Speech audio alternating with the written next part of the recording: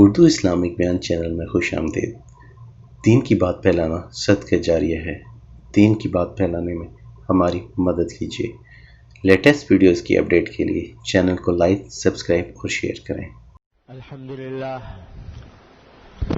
الحمدللہ نحمده ونستعینه ونستغفره ونؤمن به ونتوکل علیہ ونعوذ باللہ من شرور انفسنا ومن سیئات اعمالنا من يهده الله فلا مضل له ومن يضلله فلا هادي له وأشهد أن لا إله إلا الله وحده لا شريك له وأشهد أن سيدنا ومولانا محمدا عبده ورسوله صلى الله تعالى عليه وعلى آله وأصحابه وبارك وسلم تسليما كثيرا أما بعد فأعوذ بالله من الشيطان الرجيم بسم الله الرحمن الرحيم ألم نجعل له عينين ولسانا وشفتين وهديناه النجدين فلاقتحم العقبة وما أدراك ما العقبة فك رقبة أو إطعام في يوم ذي مسغبة يتيما ذا مقربة أو مسكينا ذا متربة ثم كان من الذين آمنوا وتواصوا بالصبر وتواصوا بالمرحمة أولئك أصحاب الميمنة والذين كفروا بآياتنا هم أصحاب المشأمة عليهم نار مؤصدة آمنت بالله صدق الله مولانا العظيم۔ بزرگان محترم اور برادران عزیز، یہ سورہ بلد کی آیات ہیں جو میں نے آپ کے سامنے تلاوت کی ہیں۔ اس سورت کی تفسیر اور تشریح چند ہفتے پہلے میں نے شروع کی تھی، بیچ میں سفر کی وجہ سے وقفہ آ گیا۔ اس کے ابتدائی حصے کی تفسیر پہلے عرض کر چکا ہوں، اور خلاصہ اس کا یہ ہے کہ اللہ تبارک و تعالی نے اس سورت میں انسان کو اس بات پر متنبہ فرمایا ہے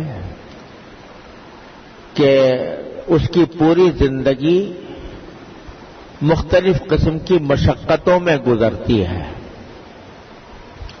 ہم نے پیدا ہی اس طرح کیا ہے اس کو کہ اس کی زندگی پیدائش سے لے کر مرتے دم تک مختلف قسم کی مشقتوں میں اس کو گزارنی ہوتی ہے۔ یعنی دنیا میں کوئی انسان ایسا نہیں ہے، چاہے کتنا بڑا مالدار ہو، کتنا صاحب منصب ہو، صاحب اقتدار ہو، کہ ہر کام اس کی مرضی کے مطابق ہو جاتا ہو۔ جو اس کی خواہش ہو وہ ضرور پوری ہو جاتی ہو۔ بہت سی خواہشیں ہوتی ہیں، پوری نہیں ہوتی۔ بہت سے کام کرنا چاہتا ہے لیکن راستے میں رکاوٹیں پیدا ہوتی ہیں، مشکلات آتی ہیں۔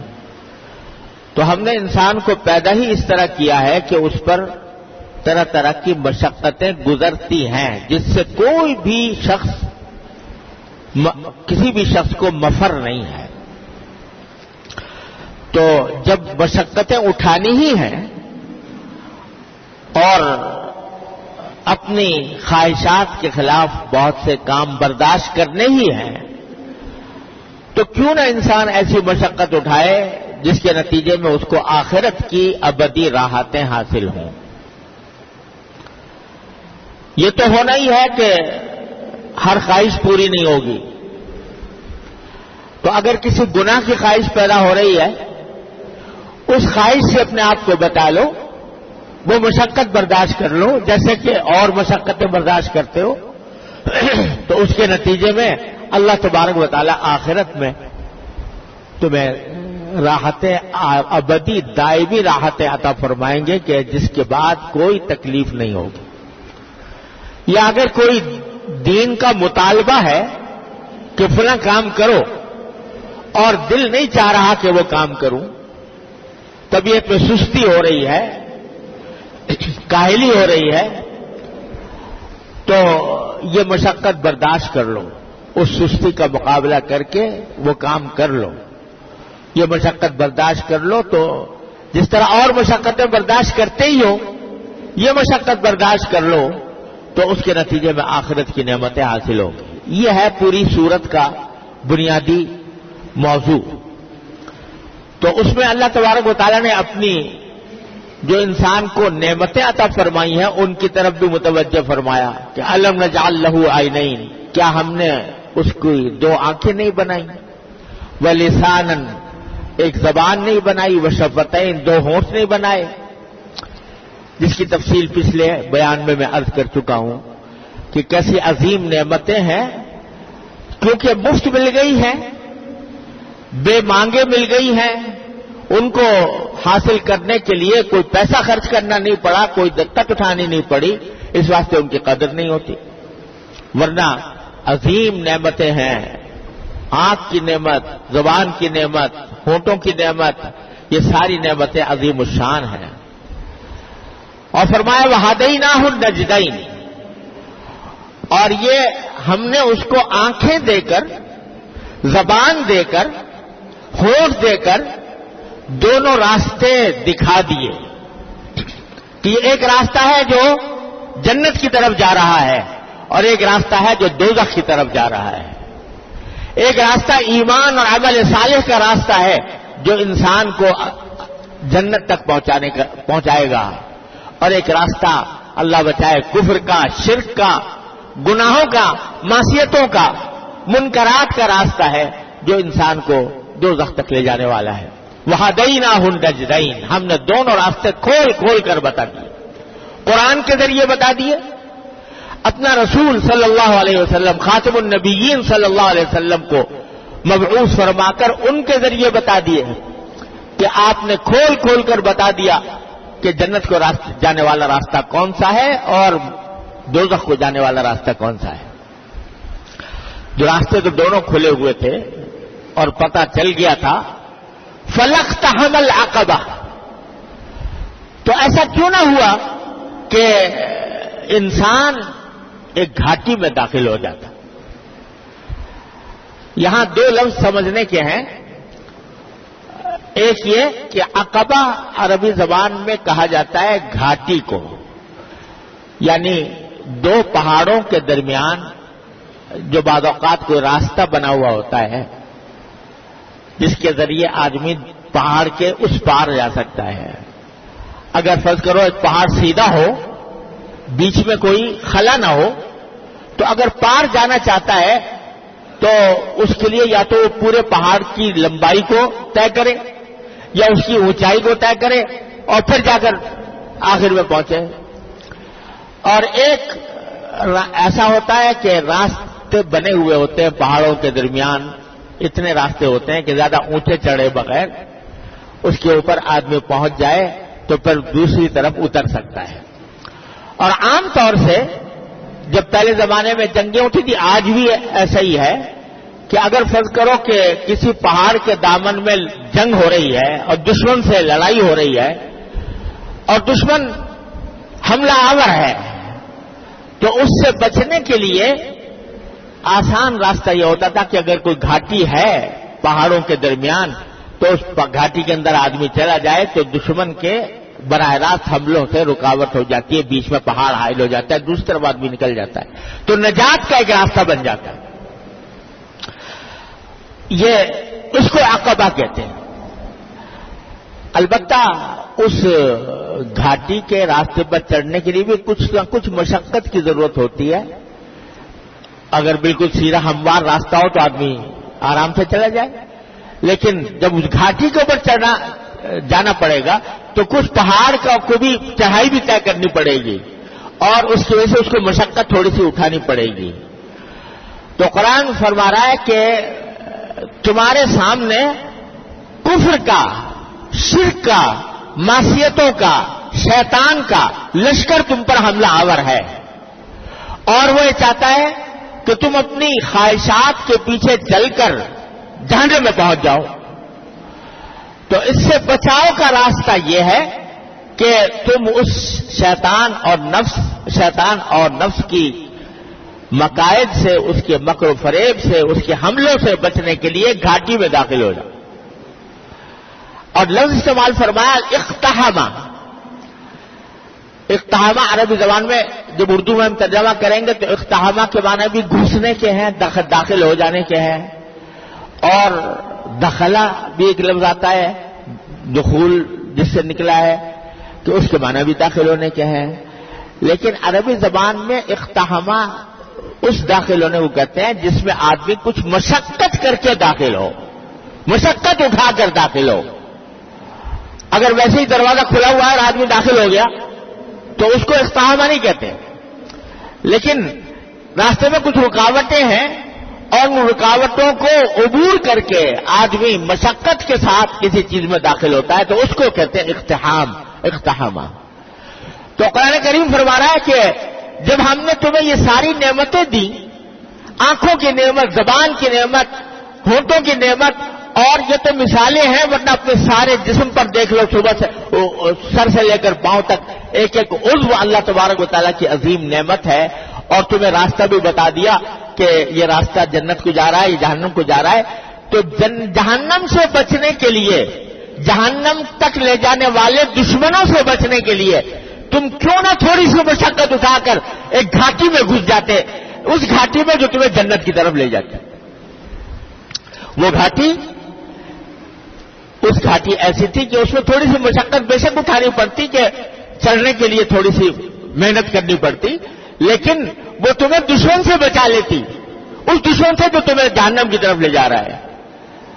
پھر آگے فرمایا وما ادراک ما العقبہ، تمہیں کیا پتا کہ وہ گھاٹی کیا چیز ہے جس میں ہم تمہیں مشقت کے ساتھ داخل ہونے کی دعوت دے رہے ہیں، وہ گھاٹی کیا ہے؟ آگے اللہ تبارک و تعالی نے وہ بتایا ہے کہ گھاٹی سے مراد در حقیقت ایمان اور عمل صالح ہے، ایمان اور نیک عمل۔ اس نیک عمل کی کچھ مثالیں اللہ تبارک و تعالی نے دی ہیں۔ وما ادراک ما العقبہ فک رقبہ، کہ وہ مثلا گھاٹی کیا ہے؟ کسی کی گردن چھڑا دینا، کسی کی گردن چھڑا دینا۔ یہ پہلے زمانے میں اس کا مطلب یہ تھا کہ غلام ہوا کرتے تھے، غلامی کا دورہ تھا، تو بہت سے لوگ غلاموں کے مالک ہوتے تھے۔ تو قرآن کریم نے اور نبی کریم سرور عالم صلی اللہ علیہ وسلم کی سنت نے اس بات کو بہت فضیلت کا عمل قرار دیا ہے کہ آدمی کسی غلام کو آزاد کر دے۔ جو غلامی کی زندگی گزار رہا ہے اس کو اس غلامی کی محنت سے نکال کر اس کو آزاد انسان کی حیثیت میں لے آئے۔ اس کو حدیث میں بھی، قرآن کریم نے بھی اور حدیث میں بھی بہت ہی فضیلت کا عمل قرار دیا تھا۔ اور ایک حدیث میں رسول کریم صلی اللہ علیہ وسلم نے فرمایا کہ اگر کوئی آدمی کسی غلام کو آزاد کرے تو اللہ تعالیٰ اس کے پورے جسم کو جہنم کی آگ سے آزاد کر دیتا۔ اتنی فضیلت اس کی بیان کی گئی تھی، کیونکہ جس زمانے میں یہ قرآن کریم نازل ہوا یا نبی کریم صلی اللہ علیہ وسلم تشریف لائے، پوری دنیا میں غلامی کا نظام جاری تھا، اور جنگ کے جو قیدی ہوتے تھے ان کو غلام بنا لیا جاتا تھا۔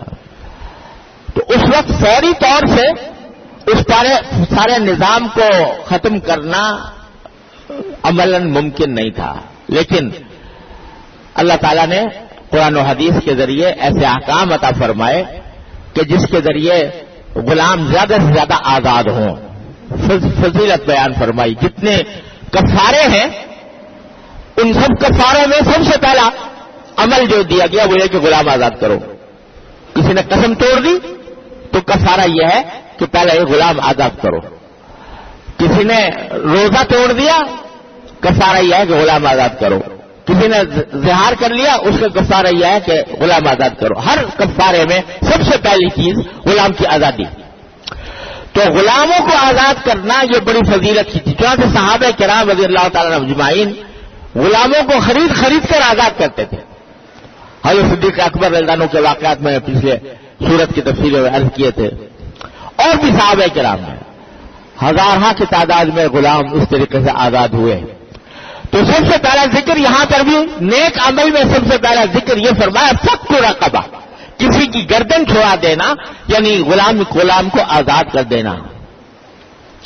اور لفظ اگر استعمال کیا قرآن کریم نے گردن چھوڑا دینا، کہ اس کے معنی عام طور سے تو بے شک یہ لیے جاتے ہیں کہ غلاموں کو آزاد کر دیا جائے، لیکن لفظی اعتبار سے اس کے معنی یہ ہے کہ کسی کی بھی گردن کسی بھی طرح پھنسی ہوئی ہو اس کو چھڑا دو. اس میں یہ بات بھی داخل ہے کہ مثلا کوئی شخص مقروض ہے بیچارہ، قرضے کے بوجھ میں دبا ہوا ہے، گردن اس کی پھنسی ہوئی ہے، آپ اس کا قرضہ ادا کرا دو. تو یہ بھی ایک لحاظ سے فک رقبہ کے اندر داخل. اب آج کل غلاموں کے تو الحمدللہ رواج رہا نہیں، لیکن یہ صورت کہ کوئی آدمی مقروض ہے اور قرضے کے بوجھ سے دبا ہوا ہے، اس کی گردن اس میں پھنسی ہوئی ہے، آپ اس کے قرضے کو ادا کرا دو، تو یہ بھی بہت بڑا نیک عمل ہے. یہ بھی گھاٹی ہے، یعنی وہ گھاٹی جس کو کہا جا رہا ہے کہ تھوڑی سی مشقت کے ساتھ اس میں داخل ہو جاؤ. یہ اس گھاٹی کا ایک حصہ یہ بھی ہے کہ دل تو چاہ رہا ہے کہ پیسے میں اپنے پاس رکھوں، لیکن اللہ تبارک و تعالیٰ کی خوشنودی حاصل کرنے کے لیے کسی بیچارے مجبور آدمی کی گردن چھوڑوا دو، تو یہ وہ گھاٹی ہے جس کے ذریعے تم جنت تک پہنچ سکتے ہو.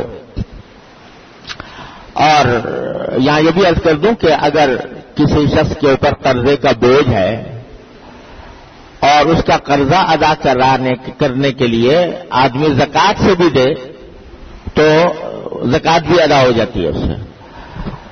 تو یہ فک رقبہ ایک عمل یہ بتایا ہے. او اطعام فی یوم ذی مسغبہ یتیما ذا مقربہ او مسکینا ذا متربہ. دوسرا عمل یہ بتایا کہ تمہارے رشتہ داروں میں کوئی یتیم ہے، اس کو کھانا کھلا دینا. اور یہ تو ہر ایک کسی بھی بندے کو غریب کو کھانا کھلا دینا اجر و ثواب کا سبب ہے، لیکن اگر وہ یتیم ہو تو اور زیادہ ثواب، اور وہ یتیم اگر اپنا رشتہ دار بھی ہو تو اور زیادہ ثواب.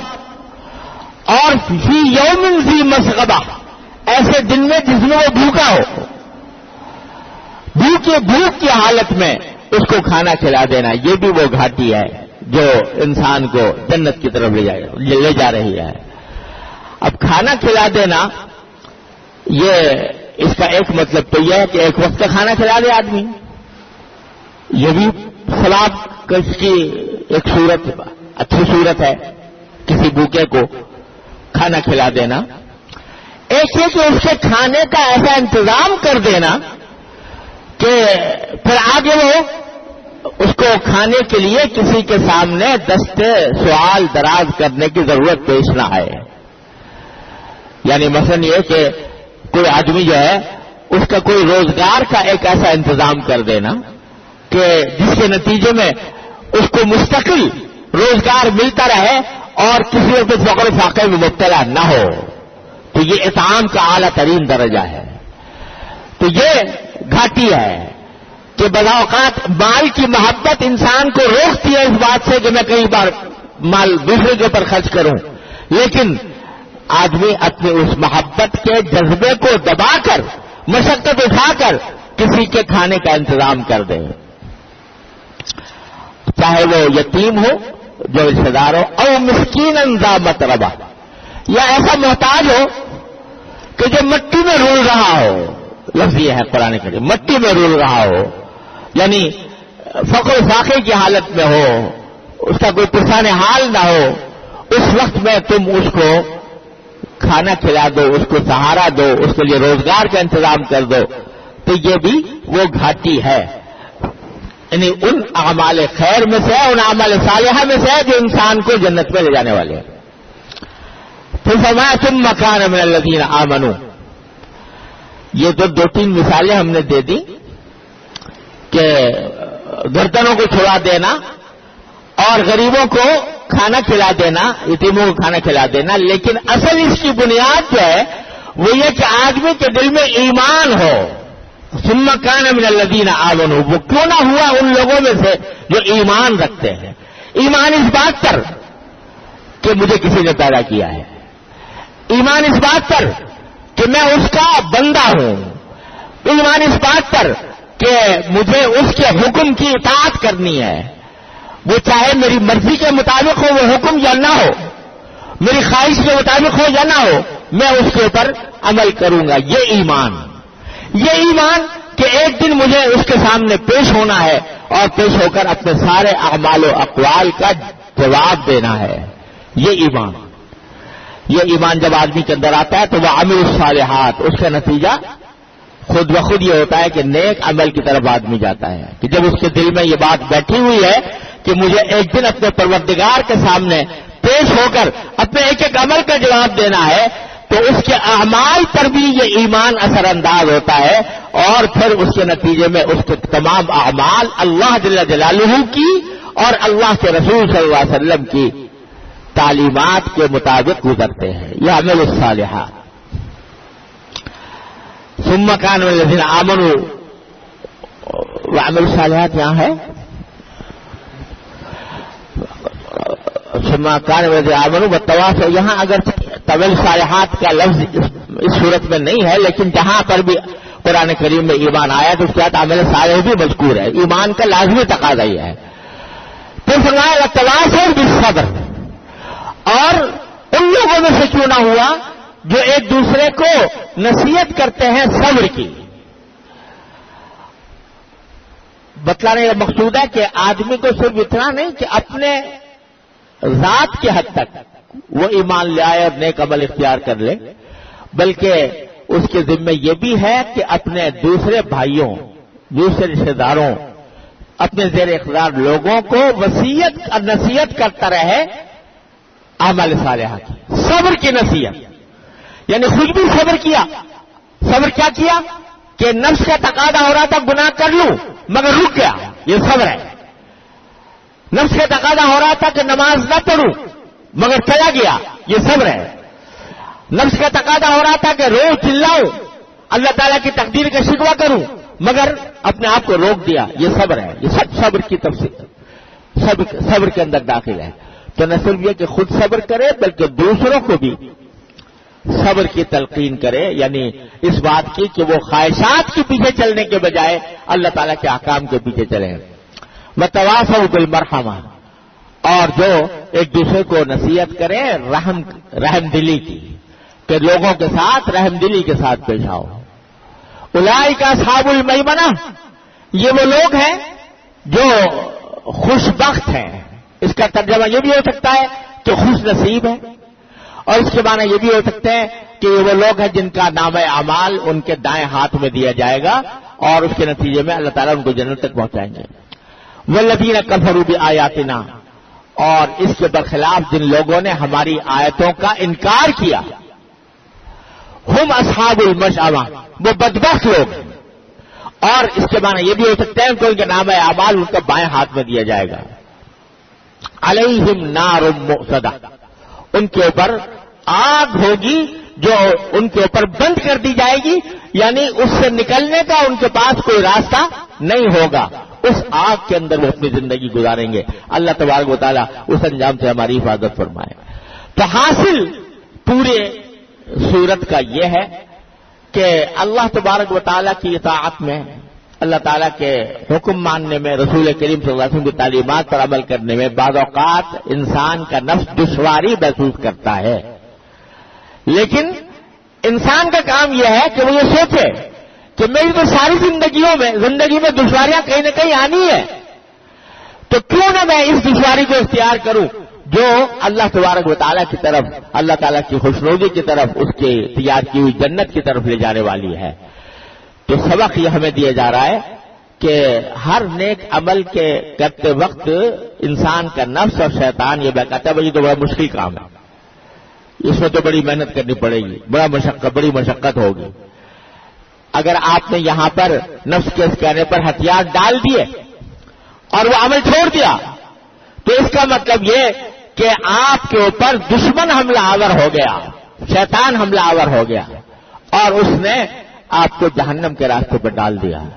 لیکن اگر آپ ڈٹ گئے اس کے مقابلے پر کہ نہیں، اگرچہ میرے نفس کا تقاضا یہ ہو رہا ہے مگر میں اللہ تبارک و تعالیٰ کی اطاعت کا عمل کروں گا، ہر حال میں کروں گا چاہے مجھے کتنی مشقت پیش آئے، تو پھر آپ کے لیے جنت کا دروازہ کھل گیا، جنت کا راستہ کھل گیا اور اللہ تبارک و تعالیٰ آپ کو نیک بخت لوگوں میں شمار کریں گے جن کو آخرت کی ابدی زندگی نصیب ہوگی۔ یہ دنیا کی زندگی تو پتہ نہیں کب ختم ہو جائے، کچھ پتہ نہیں، کس وقت آنکھ بند ہو جائے، کس طرح ہو جائے، لیکن مرنے کے بعد کی زندگی جو آنے والی ہے وہ لامتناہی ہے، اس کی کوئی انتہا نہیں ہے۔ اس کی تیاری کے لیے اللہ تبارک و تعالیٰ نے یہ عظیم سبق ہمیں عطا فرمایا ہے۔ اللہ تبارک و تعالیٰ اپنے فضل و کرم سے، اپنی رحمت سے ہمیں اس کو سمجھنے اور اس پر عمل کرنے کی توفیق عطا فرمائے۔ وآخر دعوانا الحمدللہ رب العالمین۔ دین کی بات پھیلانا صدقہ جاریہ ہے۔ دین کی بات پھیلانے میں ہماری مدد کیجیے۔ لیٹسٹ ویڈیوز کی اپڈیٹ کے لیے چینل کو لائک، سبسکرائب اور شیئر کریں۔